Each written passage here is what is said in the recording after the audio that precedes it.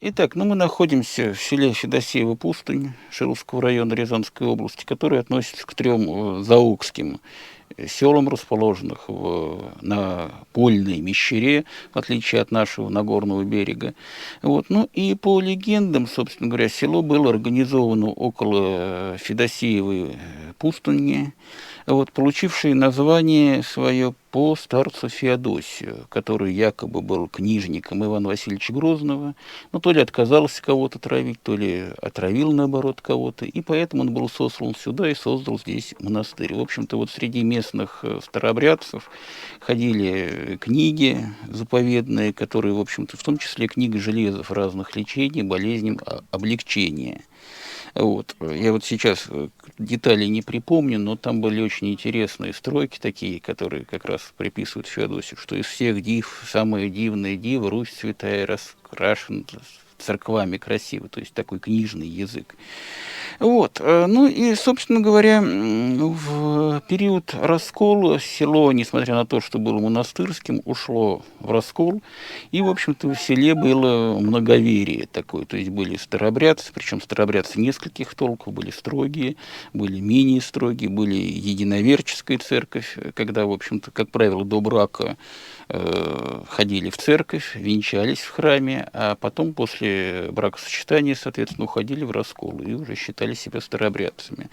Вот в настоящий момент, как бы уже, по сути дела, никаких пережитков старообрядчества здесь, по сути дела, нет, но осталось кладбище. 4 кладбища здесь в селе: монастырское, храмовое, никонианское, старообрядческое кладбище, плюс еще могильник мещерского времени, который чрезвычайно как бы по себе тоже самое интересное. И вот я думаю, что вся вот эта вот совокупность реликтовых факторов, она и привела к тому, что в 50-е, 60-е годы, уже на смену, когда деревянным домам пришли оштукатуренные дома, рядом как раз с которым мы находимся, в них в орнаментации и нашли отражение, то ли как классически считается в литературе, что это орнаментация книжная какая-то взята, старообрядческая, это вообще характерная черта для древнеправославной церкви и сел, где жили старообрядцы. Вот. Или же какая-то, может быть, еще мещерская, реликтовая, восходящая, возможно, даже к рязано-окским руническим письменностям, вот такие вот знаки на домах. Ну вот в конце 90-х годов беседовали мы здесь с Фоломеевой. Вот сейчас имя, отчество у меня вылетело из головы, но мы посмотрим это потом по записям. Вот, и которая предлагала, как бы вот, по крайней мере, рассказывала об этих знаках. Она рассказывала уже о том, что была знающая бабушка, которая чертила эти руны. Потом, в общем-то, речь шла и о местном жителе мужского рода, который как бы занимался вот этой орнаментацией. Все это обставлялось как в праздничный, в такой, когда дом уже был готов, и вот одним последним штрихом было нанесение вот этих вот знаков, для нанесения которых приглашался вот этот вот особый человек. Вот. А относительно интерпретации, ряд информаторов здесь как бы высказывались, но как бы наиболее, пожалуй, четко это связь буквы А, вот этой вот литеры, с именем матушки Ангеи. Вот. Матушка Ангея здесь в ряде сел нашего района как бы почитается. Иногда семантически она перекликается с Богородицей, иногда они говорят как бы о старшей над старшими.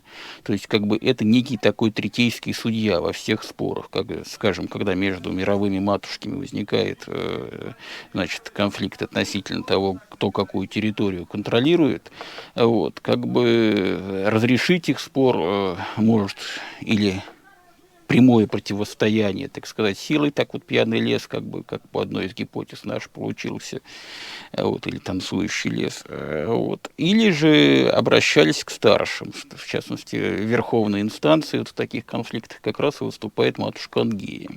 С этнографической точки зрения, конечно, это непосредственная калька с богиней Ангипатяй.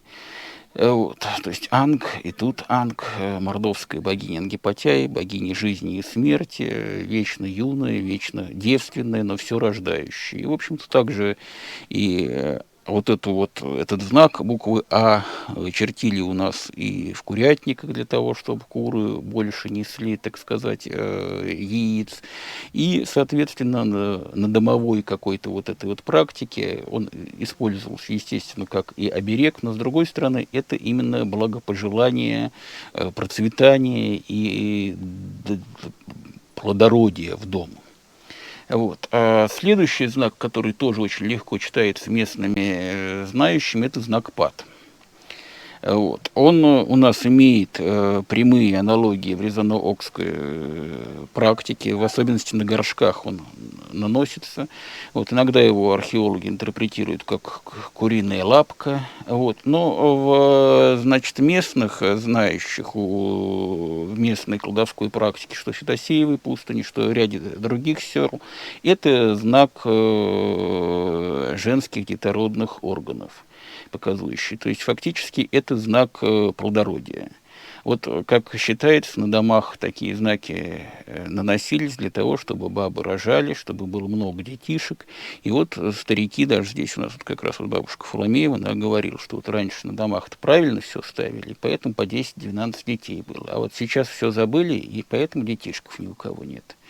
Вот. Опять же, это связано с богиней Ангипатяй, потому что у мордвы как бы Ангипатяй любит пчел, любит кур по той простой причине, что они много родят всего. И вот, собственно говоря, эпитеты, которые вот у нас дошли даже, что женщину сравнивают с курицей, на самом деле сейчас воспринимается как обидный какой-то эпитет. А в древности это на самом деле хороший эпитет, хорошее сравнение, потому что это, соответственно, плодоносящая женщина в большом количестве. Вот. Ну и, собственно говоря, семантика голубков, целующихся, ну, во-первых, очевидно, что это мир, соответственно, любовь, благосостояние в доме, благополучие семейное над сердцем, как бы. Вот на первый взгляд такой, как бы, символ общерусский и общепонятный современному человеку.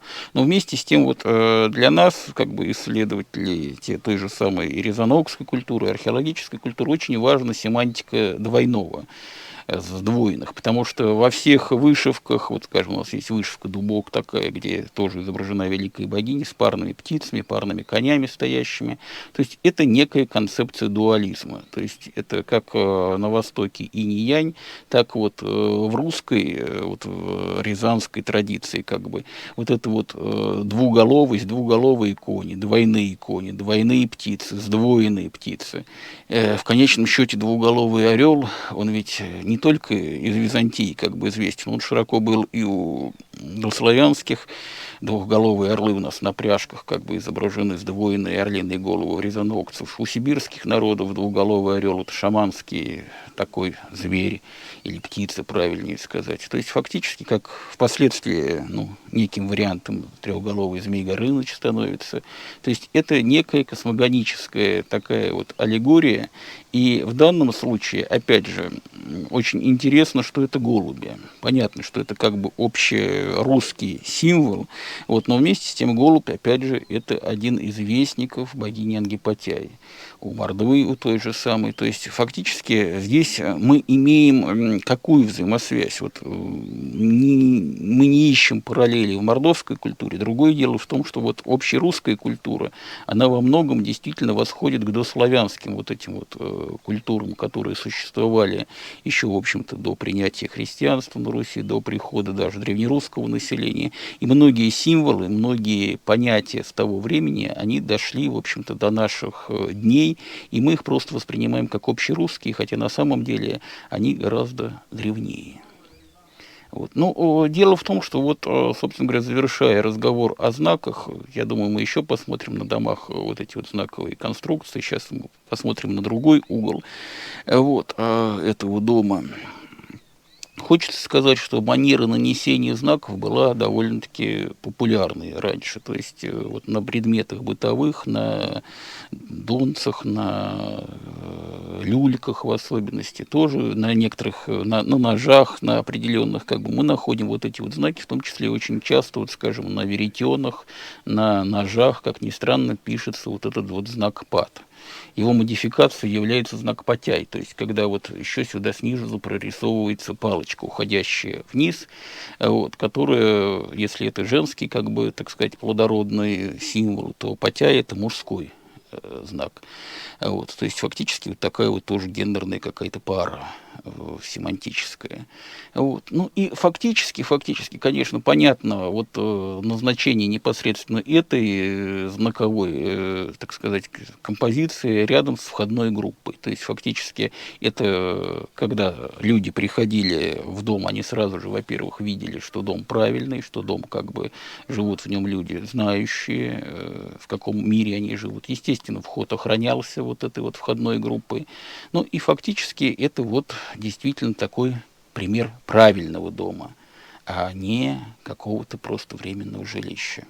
Вот здесь вот мы видим четко прорисовку вертикали, то есть вот небесный мир с голубками, соответственно, земной мир и мир реальности. Вот говоря о обережной символике, очень важный вот этот вот круг. Конечно, на первый взгляд это может быть солнцем. Вот, но на самом деле здесь очень важно то, что вот эти вот круги, их всегда чертили с заговорами и с молитвами в более позднее время, потому что это круг очерчивания. То есть вот в середине мой мир, а это круг, отделяющий дом от мира внешнего. То есть фактически вот это вот фигура как раз может быть являться и с одной стороны как бы оберегом, то есть мой дом очерчен, он окружен, отделен от внешнего мира. В своем мире живут домовые, банные, дворовые, чертки, а во внешнем мире живут лешие, русалки и так далее. И вот, собственно говоря, это черта. Чертог – это вот тот, кто очерчивает мир, отделяет один мир от мира другого. Вертикали.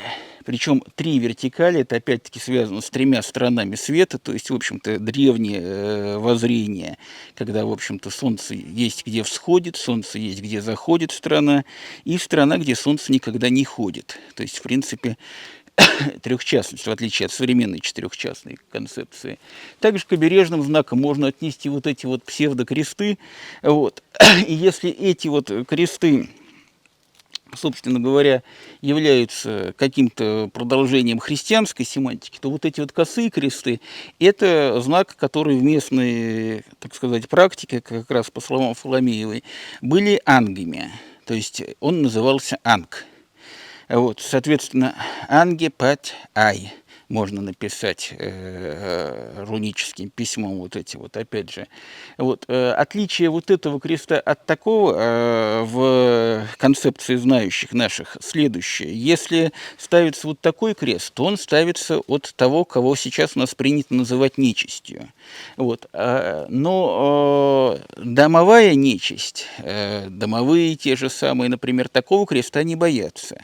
А вот знак ангепатяй, анг-крест, он является, ну, как бы сказать, не то чтобы запирающим, но вместе с тем и значимым для как раз тех, кто креста простого не боится, потому что он крест более древний, более такой, ну, вот местный. Еще есть как бы такая концепция, тоже небольшая, что это же мужской крест, а это женский крест. То есть, опять же, это какой-то вот древний такой вот традиции восходит. Ну и, естественно, здесь вот на этом столбе,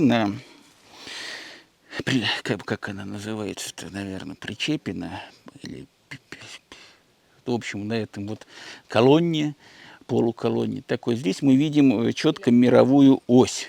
Вот, то есть вот она, вертикаль, основание, мировое древо, стилизованное, наверху сидящие небесные силы. То есть, по сути дела, ну, полный космогонизм. А вот какое-то место занимают вот эти вот опять-таки паты, вот эти вот знаки, как бы горизонтальные линии, они как раз маркируют не вертикальное движение, а маркирует засечасенность вот этого мира, то есть он подчеркивает, что вот определенные восхождение благодати как сверху, так и снизу на этом доме должно остановиться, то есть фактически привлекает к нему, ну, небесное благоволение. Как-то так. А вот та вот галочка наверху, как латинская. Ну, вот это вот, понимаете, опять-таки, как галочка или буква В латинская, вот, это тоже уже какой-то упрощенный знак. Может быть, у него и было какое-то значение, но, по крайней мере, нам о нем уже не рассказали. Чтобы ничего злое не могло проникнуть внутрь дома. При этом вообще интересно то, что, опять же, вот эта сторона украшена вот тот угол, задний столб не украшен, потому что там северная сторона. Это уже тот свет. Вот. Дом таким образом, он, в общем-то, вот этот дом, он стоит как храм должен стоять. То есть здесь восток, соответственно, там запад, это южная сторона, а та сторона северная. Вот оно, солнце ходит по этой стороне, садится на западе, по той стороне оно не ходит, поэтому та сторона не украшена. Хотя вот если бы теоретически речь шла об обережной магии, как раз защищаться-то нужно было с той стороны. Вот. Но вот я говорю, что это вот, знаете, это одна из ошибок всей нашей кабинетной науки в том, что искренне воспринимают древнего человека как нуждающегося в защите, да, от сил природы. Вот мы сегодня даже говорили с южтинской жительницей нашей, она живет в этом мире, это ее мир, от него не надо защищать. И защищать нужно брать с собой собаку на речку, потому что человек может напасть что-то из этого мира, но не из того. Интересно, видно, во-первых, косые кресты, опять-таки, с прямыми косами, чередующимися. Вот между ними как раз вавилончик, ромбик вот этот поставленный на попа. Вот. А также здесь очень хорошо видно, что вот эта вот семантика мирового древа, столпа, оси мировой, она дополняется такой вот ангелоподобными крыльями. Вот. И вот этот символизм, он на самом деле, как бы сказать, ну, определяющий, потому что это, в принципе, вот с точки зрения рязанской, пожалуй, рунности, это можно назвать антропоморфным изображением. Вот, потому что у нас как бы изображения животных и людей, они вообще не характерны для народной культуры. Вот. И как в рязанокское время их не было. То есть это, вероятнее всего, какая-то система запретов существовала. Вот. И вот такие вот сходные изображения у нас называют изображениями ангелонов. Вот. Ангелон – это ангел, по сути дела. Вот. В наших вот мещерских сказах как бы очень много посвящено рассказам о деяниях ангелонов вот, того времени, которые как бы в христианстве принято отождествлять с боем значит, восставших ангелов. Вот, потому что всех живущих, всех тех, кто, в общем-то, как бы вот русалки те же самые, в какой-то степени домовые, леши, их тоже причисляли к ангелонам. То есть это мелкие, и в зависимости от масштабности, как бы более мелкие, чем Бог, конечно, духи, но тем не менее тоже, в общем-то, как бы ангелы и ангельского чина. Но при этом разделяли небесных ангелов, они как бы те, кто на небесах остался, и тех ангелов, которых Бог сотворил на земле, для того, чтобы они могли руководить лесом, реками, озерами, полями, следить за тем, чтобы трава росла. И, в общем-то, как бы вот уже явно христианизировавшаяся, так сказать, часть населения всех вот этих вот живущих относила как раз к ангелонам. Вот.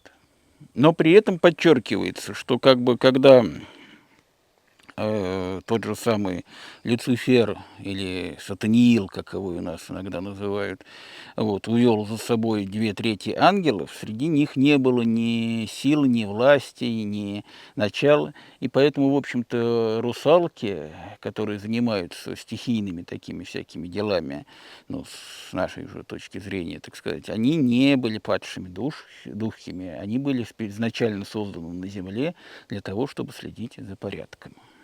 В дереве воплощение вот этой вот рунности Федосеевой пустыни. То есть, опять-таки, мы имеем дуалистические навершия небесных сил, то ли это райские сады, кущи, то ли это действительно драконы или какие-то зооморфные фигуры. Опять же, мы видим галочки, мы видим ромбы и видим круги, точки. Вот. Ну, данный дом еще примечателен тем, что здесь сохранилась так называемая громовая стрела над входом, которая четко как бы ассоциировала с одной стороны обережную магию, вот, с другой стороны в ней, в ее элементах мы снова видим, что вот наконечник в форме такого сердечка, то есть опять же это привлечение благодати небесных сил, то есть в принципе самое главное было дом сделать вписанным в мир. И вот, собственно говоря, вся вот эта вот орнаментация на нем, все эти элементы, они делали его, во-первых, вписанным, во-вторых, для вписания в этот космогонизм его делали обязательно лепым, то есть красивым. Вот поэтому столбики украшены вот таким вот небольшой вот фасеточкой. То есть дом должен был быть обязательно красивым, должен быть обязательно созданным на радость людям, радовать глаз, потому что это тоже красота, это, как бы сказать, правильность этого мира. Вот почему у нас, возьмите, вот как ни странно, вот в плотницкой магии у нас, мне один мой знакомый был такой дядя Вася Вшилый, плотник, он говорил, вот посмотри на женщин, если женщина красивая, ну что там у нее, большая грудь должна быть, широкие бедра, как бы это ни звучало тривиально, все это для того, чтобы она могла родить. Широкие бедра, значит, легкие роды будут, большая грудь, значит, будет ребенков выкармливать. То есть вся красота, она продиктована, как ни странно, тоже законами выживания в этом мире. Также и дом. Вот он плотник был, он всю жизнь рубил дома и как бы знал много секретов, как напакостить при рубке дома, если с хозяевами поругался, как защитить дом. И вот он говорил, всегда нужно, вот раньше старики говорили, обязательно делать все красиво. По той простой причине, что красота – это значит правильно.